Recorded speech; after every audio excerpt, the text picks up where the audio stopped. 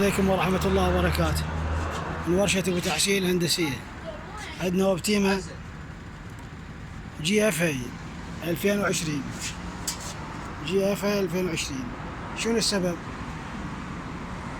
السبب الريلي مال السي في تي مالته، الاكزوز السي في تي. هذا انطانا عطل، جانا الروان ماله مشكل، انطانا هذا العطل. الولد حايب يرسم لي فيوزات مالته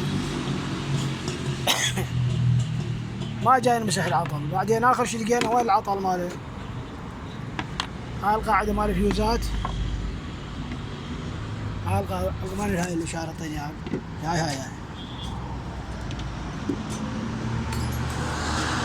هاي القاعده مال الفيوزات. هذا 1 2 3 باتري، هذا 1 2 3 باتري، هذا فارغ.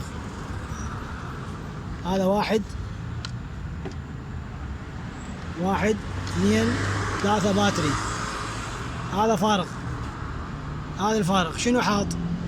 هذا الفيوز مال الاكزوز سي في تي، هذا 40 امبير، شايله حاطه هنا بهالمكان. هذا الفارغ هذا محوله هنا، حولناه رجعناه طبعا ورا مرار شديد. يلا طحنا بهاي العله مالتها، يلا لقيناه رجعناه، رجع الرول مالها اشتغل واستقر. شغل لي اياها هسه.